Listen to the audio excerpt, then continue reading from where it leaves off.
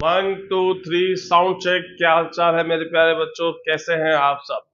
Current electricity का हमारा topic चल रहा था, जिसमें हम 9th वीडियो में आ गए हैं और आज वाली क्लास में केवल हम क्वेश्चन डिस्कस करेंगे। कौन से टॉपिक है? जो टॉपिक हमने लास्ट वीडियो में पढ़ा था, that is temperature dependency of resistivity. ठीक है, R is equal to R naught 1 plus alpha delta T, एक फॉर्मूला ये था। Rho is equal to rho naught 1 plus alpha delta T, हमने ये फॉर्मूले पढ़े थे। ठीक है, चलिए अब इस पर क्वेश्चन करते हैं। तो सबसे पहले इजी स्टार्ट करते हैं। The temperature depends of resistivity of material A and material B is represent by the figure 1 and 2। इधर रखा है सेम क्वेश्चन, सेम डायग्राम हमने नोट्स में भी अपने कल जो पढ़ा है उसमें हम देखा था। ये कह रहा है कि इसमें से आइडेंटिफाई करना है कि जो कॉपर ए है, देखो आपको याद होगा कि जो टेम्परेचर पे डिपेंडेंसी हमने पढ़ी थी रेजिस्टिविटी की, वो सेमीकंडक्टर में तो इन्वर्सली हो जाती है। तो सेमीकंडक्टर के अंदर अगर आप टेम्परेचर बढ़ाते हैं तो रेजिस्टिविटी कम होती है, टेम्परेचर बढ़ाते हैं तो रेजिस्टिविटी कम होती है। तो और प्योर मेटल में क्या होता है, टेम्परेचर बढ़ता है तो आपकी रेजिस्टिविटी बढ़ती है। ठीक है, तो यहाँ क्या है पढ़ो, देखो copper A, copper sorry material A is copper, नहीं ये ए की बात कर रहा है, ए एंड बी। हाँ, तो ये ए है, ये बी है। तो ए कॉपर नहीं है, ए सेमीकंडक्टर है। ए तो सेमीकंडक्टर है। ये आपका अगर इसमें कॉपर की बात कर रहा है तो ये आपका मेटल है, प्योर मेटल का डायग्राम है। ठीक है, एलॉय का अलग आएगा, ये प्योर मेटल का।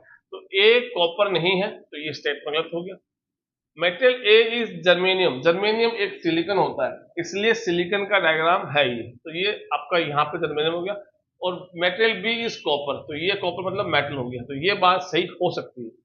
मेटल ए इज नाइक्रोम, ये नाइक्रोम नहीं, नाइक्रोम एलॉय होता है। और एलॉय का जो ग्राफ हमने पढ़ा था वो ऑलमोस्ट ऐसा चलता है, स्ट्रेट लाइन। ठीक है, तो वो ग्राफ नहीं है ये। तो ये आपका ए वो नाइक्रोम नहीं है, ए आपका सेमीकंडक्टर ही है और बी आपका मेटल ही है, तो जर्मेनियम नहीं है। तीसरा metal A sorry fourth, metal A is copper and B is, तो ए तो आपका सेमीकंडक्टर है और बी आपका एक मेटल है। एलॉय तो यहाँ पे है ही नहीं डायग्राम में, तो option number A sorry B आपको करेक्ट हो जाएगा। चलिए अभी अगला क्वेश्चन देखो, जेई मेंस का दे रखा है। इसमें दे रखा है temperature resistance of a wire is measure 2 ohm and 3 ohm at 10 और 30 डिग्री। देखो हमारा ये फॉर्मूला होता है R is equal to R naught 1 plus alpha delta T. ठीक है, अब ये जो हम टेम्परेचर लेते हैं आर नोट, ये रेफरेंस टेम्परेचर जनरली अपन 0 डिग्री को लेके चल लेते हैं। अगर क्वेश्चन दे रखा होता है कि आपको इसका रेफरेंस लेना है तो अलग बात है। अब यहाँ पे कह रहा है, यहाँ पे कह रहा है कि 2 ओम रेजिस्टेंस तो है 10 डिग्री, 10 डिग्री सेल्सियस। 2 ओम कब है? 10 डिग्री पे। तो इसका मतलब 2 आर नोट हमें रेफरेंस टेम्परेचर नहीं पता है, 1 प्लस एल्फा डेल्टा टी क्या होता है? Temperature difference T2 minus T1, ये होता है T2 माइनस T1। ठीक है, तो हमने क्या ले लिया, आर नोट हमने वो रेजिस्टेंस माना है जब आपका टेम्परेचर कितना है? 0 डिग्री। आर नोट क्या है? रेफरेंस टेम्परेचर है कितना? 0 डिग्री पे हमने इसको आर नोट माना है। तो इसका मतलब हमारा पहला यानी T1 हो गया आपका 0 डिग्री। T1 कितना हो गया? 0 डिग्री, जिसपे इसको हमने आर नोट मान लिया। और फिर अब जो T2 है वो हमारे लिए कितना हो गया? इस क्वेश्चन से 10 डिग्री हो गया। कितना हो गया? 10 डिग्री हो गया। समझ गए? तो यहाँ पर आप अल्फा यानी T2 माइनस T1 अप्लाई करोगे तो क्या बनेगा? 10 माइनस 0, तो 10 बचेगा। तो यहाँ पे 10 इंटू एल्फा 10 अल्फा बन जाएगा। तो 10 अल्फा ये हमारा फॉर्मूला है। इसे इक्वेशन नंबर 1 दे दो। फिर कह रहा है कि 3 ओम पे 30 डिग्री पे, 30 डिग्री कितना मिलता है? 3 ओम। तो वही हमारा रेफरेंस टेम्परेचर आर नोट रखेंगे 0 डिग्री वाला, उसको ऐसे रखो। फिर 1 प्लस एल्फा, अब 30 है तो 30 हो गया आपका T2 और T1 कितना हो गया? 0। तो 30 माइनस 0 30 बच गया, तो ये 30 अल्फा हो गया। ठीक है, ये हमारा हो गया यहाँ पे इक्वेशन नंबर 2 होगी। अब इक्वेशन 1 और 2 को डिवाइड कर दो, 3/2 डिवाइड करने से आर नोट से आर नोट हो जाएगा आपका कैंसिल हो जाएगा। 1 plus alpha 1 plus theta alpha और 1 प्लस 10 अल्फा, क्रॉस मल्टीप्लाई करो। 3 प्लस 30 अल्फा, ये क्रॉस मल्टीप्लाई किया, और 2 प्लस 60 अल्फा, 2 प्लस 60 अल्फा। इसको उधर ले, सॉरी इक्वल साइड ही, इक्वल साइड। अब इसको उधर लेके तो इधर 1 बन जाएगा और उधर से वो 30 अल्फा बन जाएगा। इधर गया तो 60 माइनस 30 अल्फा बन गया। तो अल्फा आपका आ गया 1/30 आ गया। अल्फा 1/30 आ गया। तो इनमें से आपके हिसाब से कौन सा ऑप्शन मैच करेगा? तो मेरे हिसाब से अगर आप सोल्व भी करोगे तो 30 को 1 से करो तो 0.0, फिर एक और 0, फिर एक और 0, फिर ये 3 आएगा। तो ये 30 का 90 जाएगा। फिर आपको कितना बच गया? 10 बच गया। तो वापस वो 3 चलेगा। ऑप्शन नंबर आपका ए करेक्ट आएगा पॉजिटिव के अंदर। ठीक है, समझ गए? चलिए भाई अगला क्वेश्चन देखो। यहाँ पे ये सीबीएसई 15 का आया हुआ है। आईवी ग्राफ दे रखा है, आईवी ग्राफ दे रखा है और फॉर ए मेटेलिक, एक मिनट तो सेट कर लेता हूं मैं, ये ठीक था बहुत। ठीक है, आईवी ग्राफ दे रखा है आपका और metallic wire at two different temperature T1 T2 student which over two temperature is lower. देखो यहाँ आप क्या देखो कि ये ग्राफ दे रखे है, दो वायर है, मेटेलिक वायर, एक वायर है। ठीक है, अब इसी का दो अलग टेम्परेचर है, एक टेम्परेचर T1 है, एक T2 है। तो इसको हम कैसे सोल्व करेंगे? एक कॉमन वी ले लिया अपन ने, ये वी नोट।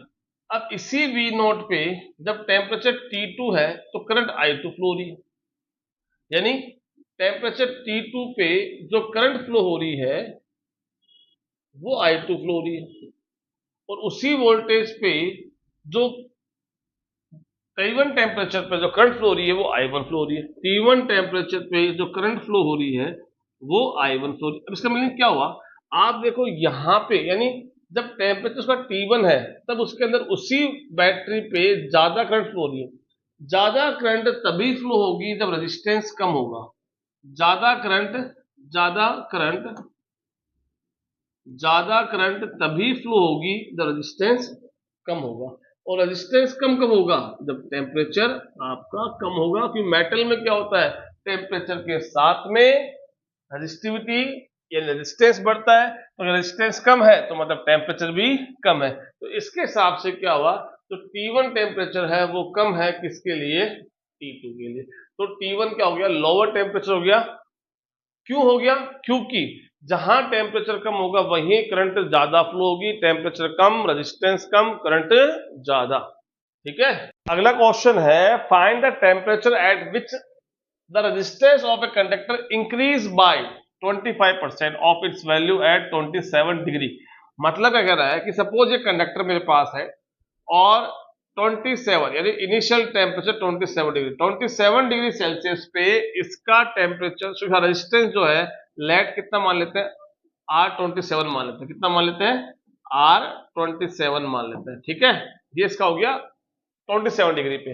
अब ये कह रहा है कि इसका कितना टेम्परेचर बढ़ाए, इसका कितना टेम्परेचर बढ़ाए, यानी T2 की वैल्यू क्या होनी चाहिए जिससे रेजिस्टेंस बढ़ेगा। तो टेम्परेचर बढ़ना मतलब रेजिस्टेंस बढ़ेगा, और रेजिस्टेंस बढ़ के कितना हो जाए, कितना इंक्रीज होना चाहिए? 25%। Increase by 25% of R27। जितना 27 डिग्री पे था उसका 25% इंक्रीज होना चाहिए। अब इसको ऐसा समझना कि सपोज जैसे मैं कह रहा हूं आपके पास 100 रुपए है, ठीक है, और मैं कह रहा हूं कि ये 100 रुपए आप मुझे दो, मैं कल आपको इसका 25% इंक्रीज करके दूंगा। कितना? 25% इंक्रीज करके दूंगा। इसका मतलब क्या हुआ? 100 तो आपको मिलेंगे। अब 100 का आप 25% निकालो, तो मैं 100 का 25% ऐसे निकालते, कितना बच गया? 25 रुपीज। कितना बच गया? 25 रुपीज। तो 100 तो है ही, वो तो मिलना ही है, प्लस 25 इंक्रीज हो गया, यानी अब आपको टोटल कितने रुपए मिलेंगे? 125, यानी 125 रुपीज आपको मिलेंगे। ठीक है, समझ गए? तो वैसा ही है, यानी रेजिस्टेंस बढ़ेगा, जितना था उतना तो रहेगा, उसमें और 25% इंक्रीज कर दो। यानी कितना था पहले? R27 था। कितना था पहले? R27 था। वो तो आपको मिलना ही मिलना है, प्लस उसमें 25% ऑफ R27 ऐड कर दो। तो R27 प्लस 25% कैसे निकालोगे? इसको 100 से डिवाइड कर दो, ये 27 हो गया, ये आपका 1/4 हो गया। तो अगर एलसीएम लोगे तो 4 आएगा, 4 R27 प्लस 1, तो ये 5 R27 बन गया। तो इसका मतलब अब मुझे रेजिस्टेंस जो मिलेगा वो कितना मिलेगा? 5 R27। तो अब मैं क्या लिख रहा हूं? अब मैं लिख रहा हूं कि मेरा टेम्परेचर जो टी पे निकालना है, टी मतलब ये T2, इसकी वैल्यू T2 ले लेता हूं, चलो T2 पे सेकेंड टेम्परेचर निकालना है। तो फॉर्मूला क्या बनेगा, R27 1 plus alpha delta T. अब डेल्टा टी क्या हो गया यहाँ पे, T2 माइनस T1। तो अब हमारा सारा कैलकुलेशन 27 डिग्री के रेस्पेक्ट में हो रहा है डिग्री सेल्सियस के। तो 8, इसकी वैल्यू कितनी है, सॉरी इसकी वैल्यू कितनी रखी है, इसकी वैल्यू हमने निकाल ली है। कितनी वैल्यू आएगी इसकी बढ़ने के बाद, 5/4 R27। क्योंकि हम ये कह रहे हैं कि अब नया रेजिस्टेंस हमें कितना मिलेगा, इतना मिलेगा, ठीक है। तो ये 5/4 R27 is equal to R27 1 plus alpha की वैल्यू क्वेश्चन गिवन होगी, कितनी है 2 × 10⁻⁴। तो ये वैल्यू मैंने यहाँ पे 2 × 10⁻⁴ पुट कर दी। अब T2 आपको नहीं पता है, पर T1 आपको 27 पता है, ठीक है। अब R से ये कैंसिल कर दो, ठीक है। अब इसमें देखो आप क्रॉस मल्टीप्लाई कर दो, 5 = 4 चला गया, 4 + 8 × 10⁻⁴ T2 - 27। इसको उधर लेके आ जाओ तो 1/8 × 10⁻⁴। समझना कैसे हुआ, पहले मैं 4 लेके आया तो 5 - 4 कितना हो गया 1, ये 1 बच गया। अब इधर ये मल्टीप्लाई में है, वो डिवाइड में आ गया, उधर क्या बच गया T2 - 27 बच गया। तो इसको ऊपर भेजेंगे तो ये क्या बन जाएगा 10,000, क्यों 10⁻⁻⁴ प्लस बन जाएगा, और इसको 8 से डिवाइड करोगे इज इक्वल टू T2 - 27, ठीक है। इसको जब आप सोल्व करोगे तो देखो कर लो सोल्व से, शायद 2 ये 4 की टेबल से कितना आ गया, 4 की टेबल से 25, ये 25 हो गया 4 की टेबल से, फिर 2 से 1200 हो गया, 1250। तो अब T2 वैल्यू कितनी आएगी 1250, तो ये है ही, माइनस का 27 ऐड होगा तो प्लस का 27 बन जाएगा। तो प्लस का 27 बनना मतलब कितना हो गया 1277 डिग्री सेल्सियस। 12 जे मेंस 2023 का है, इससे अपन पढ़ते हैं आराम से। जो क्या दे रखा क्वेश्चन के अंदर कि the current flowing through the conductor across a source is 2 ampere and 1.2 ampere at 0 degree Celsius and 100 degree Celsius. तो देखो डायग्राम से मैं आपको एक्सप्लेन करता हूं कि इसमें एक्चुअल में क्या कह रहा है ये, कि ये दो कंडक्टर एक ही है पर दो डिफरेंट टेम्परेचर पे बात हो रही है। उसी कंडक्टर को सोर्स हमने एक ही ले लिया, ये मान लीजिए V, ठीक है। तो आपने सोर्स चेंज नहीं किया है, कंडक्टर वही है, सोर्स भी वही है, बस क्या हुआ कि टाइम के साथ क्या होता है आप बता रखा है, टेम्परेचर बढ़ेगा रेजिस्टेंस फर्क पड़ेगा, रेजिस्टेंस में फर्क पड़ेगा मतलब करंट पे फर्क पड़ेगा। तो यहाँ ये मान लेते हैं 0 डिग्री सेल्सियस पे R0 इसका टेम्परेचर है, उस केस में I0 इसमें करंट फ्लो हो रही है। दूसरा केस मान लेते हैं जब टेम्परेचर आपका 100 डिग्री सेल्सियस है, ठीक है, उस केस में करंट आपकी I100 फ्लो हो रही है। अब सोर्स आपका दोनों केस में सेम कह रहा है। अब कह रहा है current flowing through the conductor at the 50 degree Celsius will be, यानी 50 डिग्री सेल्सियस पे कितनी करंट आपकी फ्लो होगी, ये हमें बेसिक निकालना है। जो हम यहाँ क्वेश्चन में क्या देख रहे हैं कि देखो हम ज्यादातर रेफरेंस पॉइंट 0 डिग्री मानते नहीं मानते हैं उस वाले फॉर्मूले में, R = R0 1 plus alpha T वाले में, ठीक है। तो यहाँ देखो, यहाँ I0 की वैल्यू गिवन है, I0 की वैल्यू यानी करंट एट 0 डिग्री 2 एम्पियर है, और करंट एट 100 डिग्री गिवन है 1.2 एम्पियर गिवन है, ठीक है, और 50 डिग्री निकालना है। तो हमें क्या है एक्चुअल में पहले वाले केस का यानी ये वाला यूज करके हमें अल्फा निकालना पड़ेगा, ठीक है। कैसे करेंगे देखो इधर आ जाओ। तो देखो यहाँ पे हम रिलेशन पढ़ा है कि दोनों का, देखो दोनों का क्या है, सोर्स सेम है, दोनों का वही सोर्स सेम है, कंडक्टर भी सेम है, बस दो कंडीशन अलग है, अलग अलग टेम्परेचर पर वही सोर्स वही कंडक्टर है, बस टेम्परेचर अलग है। इसलिए कंडक्टर V सेम होना मतलब क्या हुआ, इसका IR, V मतलब V = IR, इसका IR = इसका IR, यानी I0 R0 = I100 R100, यानी दोनों केस में V क्या है सेम ही तो है, वही सोर्स लगा हुआ है, तो V = IR IR, बस क्या हुआ करंट चेंज और R चेंज हो गया। तो अब यहां से स्टार्ट करते हैं, ये तो हो गया 2, इसकी वैल्यू गिवन है, R0 यानी 0 डिग्री का टेम्परेचर, जिसे अपन रेफरेंस टेम्परेचर भी लेके चलेंगे। अब आ जाओ यहाँ पे I0 है 1.2, I100 सॉरी 1.2 क्वेश्चन में गिवन है। अब R100 क्या हुआ, R100 क्या होता है फॉर्मूला अपना याद करो, एक टेम्परेचर के बाद में जो रेजिस्टेंस मिलता है उसके लिए फॉर्मूला अपन ये यूज करते नहीं करते, ये तो जिस टेम्परेचर पर रेजिस्टेंस निकालना वो हो गया। R0 रेफरेंस टेम्परेचर जो हमने यहाँ पे 0 डिग्री मान लिया, ठीक है। 1 प्लस एल्फा उसका टेम्परेचर कॉफिशिएंट और डेल्टा टी टेम्परेचर डिफरेंस। तो 100 माइनस 0, डेल्टा टी कितना हो गया 100 माइनस 0 इज इक्वल टू कितना आ गया 100। तो डेल्टा टी की 100 वैल्यू आ गई। तो अब ये यहाँ यूज कर रहे हैं। तो देखो R100 मतलब क्या हुआ R नॉट 1 प्लस एल्फा और डेल्टा टी कितना हो गया 100। तो ये 100 एल्फा हो गया। कितना हो गया 100 एल्फा हो गया। तो यहां से आप देखो ये मैंने पॉइंट हटाया, नीचे 10 आया, 6 गया, 5 बन गया, 2 से ये आपका 3 कैंसिल हो गया। ठीक है। अब इसको आप आर नोट से आर नोट कैंसिल कर दिया और ये क्रॉस मल्टीप्लाई कर दिया तो 5/3 हो गया। उधर 1 प्लस 100 एल्फा बच गया। इस 1 को इधर लेके आ गए तो 5/3 minus 1 is equal to 100 alpha रह गया। ठीक है। 3 आपका एलसीएम आया और 100 जो मल्टीप्लाई में है वो डिवाइड में आ गया इसके, तो 3 को 300 बना देगा। अब जो 3 एलसीएम आया था वो 5 माइनस 3 कर देगा। 5 माइनस 3 कितना हुआ 5 माइनस 3 कितना हुआ 2। 5 माइनस 3 कितना हुआ 2। तो ये एल्फा इज इक्वल टू आपका, अच्छा इसको भी सॉल्व कर दो, 2 से ये कैंसिल हो गया 150। तो बेसिकली एल्फा मेरे पास 1/50 मिल गया, 1/150 मिल गया। अब इसको अपन अगर यूज करेंगे, अब ये कह रहा है कि आपको टेम्परेचर बताना है कहाँ का 50 डिग्री का। तो सेम लो कि देखो वही कंडक्टर है वही सोर्स है, बस टेम्परेचर वेरी हो रहा है। तो दोबारा से हम वही कंडीशन यूज करेंगे। अब इस बार आपका I50 और R50 कर देना, समझ गए बात को। यानी पिछली बार जब डेल्टा टी आपने देखा वो आया था 100 डिग्री सेल्सियस और इस बार डेल्टा टी कितना आएगा 50, क्योंकि 0 और 50 के बीच में कितना डिफरेंस है 50 का डिफरेंस है। तो इस बार डेल्टा टी 50 आएगा। तो यहाँ पे देखो I नोट तो क्वेश्चन गिवन है 2, ये R नोट आ गया। I15 आपको फाइंड आउट करना है। R15 कितना होगा R नोट 1 प्लस, यही फॉर्मूला यूज करना है।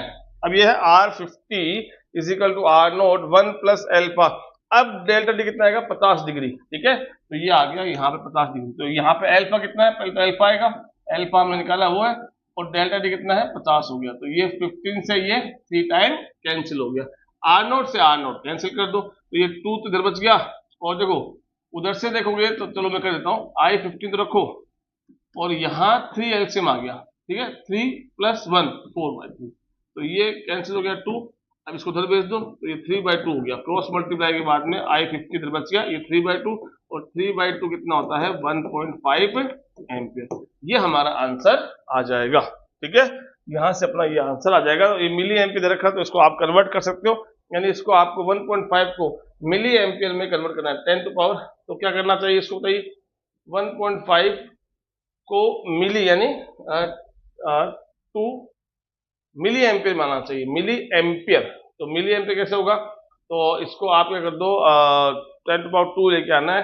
तो देखो 10 टू पावर 2 तो है ही, और मिली मतलब क्या 10 to power -3 is equal to कितना हो गया ये आपका 10 टू पावर -1 आना चाहिए। तो ये पॉइंट हटेगा तो नीचे 10 आएगा, तो ये 15 इंटू 10 टू पावर -1 बन जाएगा। और ये -1 को ही मैं ये लिख सकता हूँ, -1 को ही मैं ये लिख सकता हूँ। हो गया -1। ठीक है। तो ये तो बन गया, ये तो हो गया 15, ये हो गया मिली, और ये आपको क्वेश्चन दे रखा है यानी 10 टू पावर 2 मल्टीप्लाई में है ना मिली एम्पियर के, तो मिली एम्पियर के 10 टू पावर 2 मल्टीप्लाई में। तो यहाँ पे 15 आंसर आएगा आपका। ठीक है। ये 15 आंसर आ गया। एक लास्ट क्वेश्चन करते हैं, ये थोड़ा स्टैंडर्ड क्वेश्चन है। ये देखो इसमें आप देखोगे कि ये कह रहा है आपसे, थोड़ा सा ऊपर करना पड़ेगा, ये कैसे कर रहा है वापस।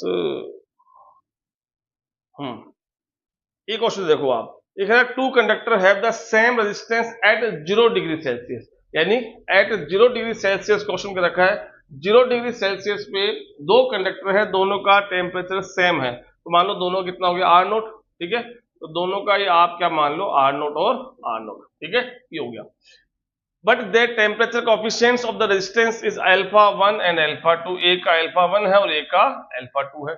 The respective temperature coefficient of their series and parallel combination. अच्छा, अब सीरीज पैरेलल करना पड़ेगा। तो देखो अगर 0 डिग्री बात करता हूं, एट 0 डिग्री अगर इनका आप सीरीज निकालते हो तो दोनों सेम है। क्या होता है R1 प्लस R2, R1 भी R नोट है, R2 भी R नोट है, तो सीरीज में हमारे पास क्या मिलेगा 2R नोट।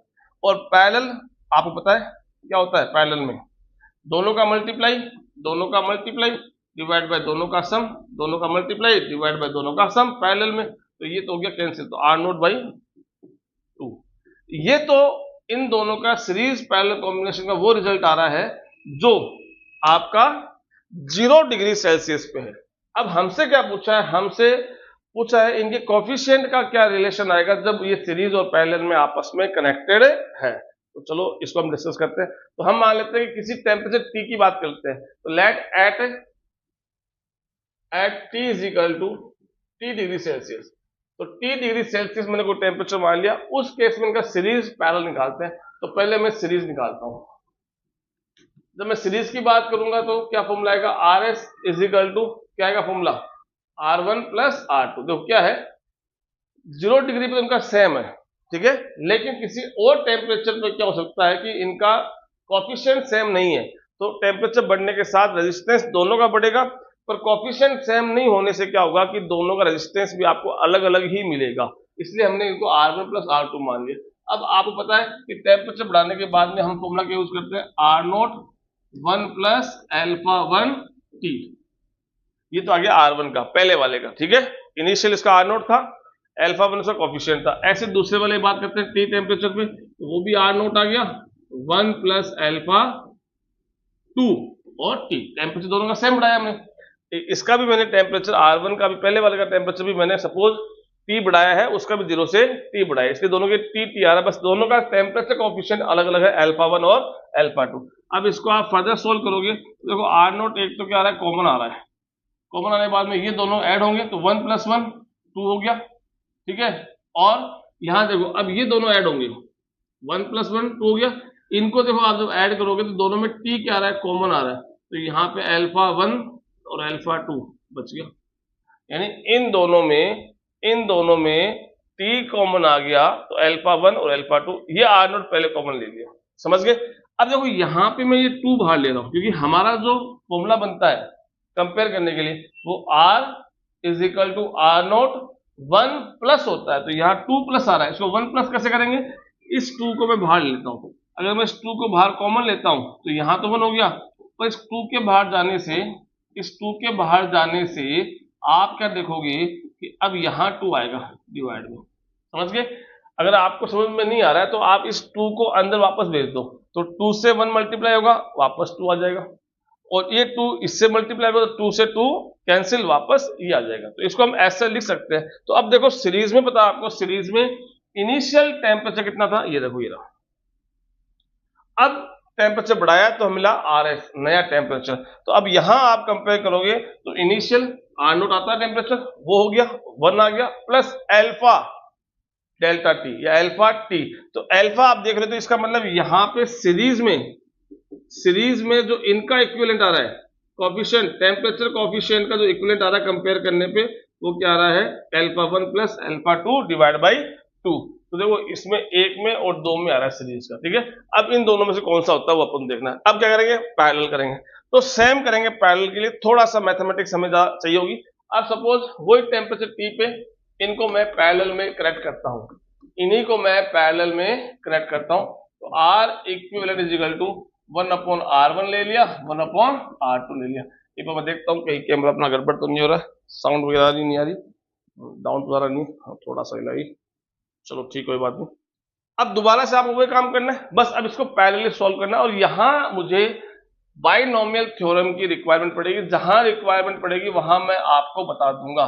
तो R0 1 प्लस अल्फा T हो गया, अल्फा 1 T हो गया, ठीक है, plus 1 upon R0 1 plus alpha 2 ये T हो गया, समझ गए। तो अब यहाँ पे 1 अपॉन R इक्विवेलेंट, अब किसकी बात चल रही है, सीरीज की बात चल रही है, किस चल रही है, सीरीज की, किसकी बात चल रही है, सीरीज की, किसकी बात चल रही है, सॉरी पैरेलल की, पैरेलल। अब यहां देखो, एक तो 1 अपॉन R0 आप दोनों में देख रहे हो कॉमन ले लो, ले लिया, अरे बड़ा से लिखो वहां पे।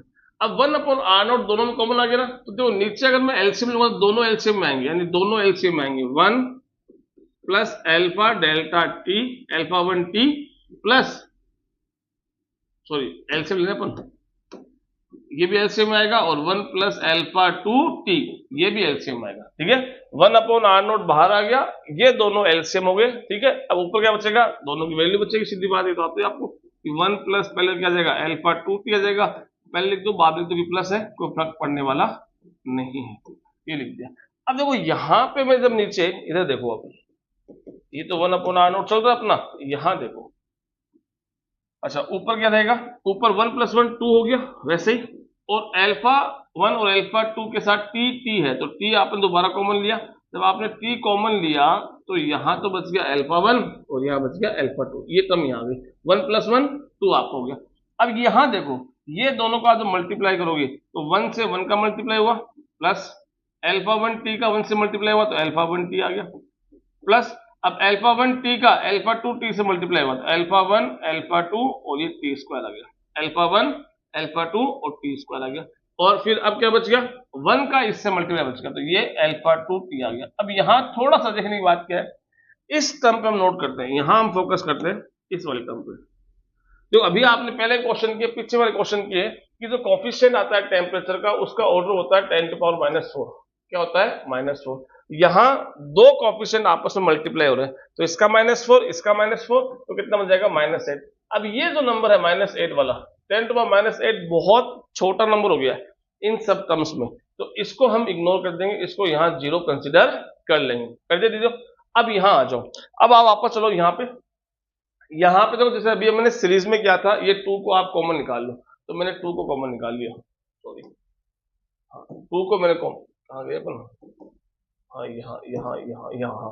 अब तो क्या कर रहा हूं मैं, ऊपर वाले में 2 कॉमन निकालूंगा तो वापस से ये 1 बन जाएगा और इसके डिवाइड में 2 आ जाएगा, जैसे हमने सीरीज में किया था, पीछे देखना आप ताकि, हाँ तो 1/rp, सॉरी 1/rp = 2 मैंने कॉमन ले लिया, नीचे r0 है, और ये 1 + α1 + α2 t और इसका 2 डिवाइड में आ गया, which is whole divide by. अब यहां देखो क्या बचेगा, यहां 1,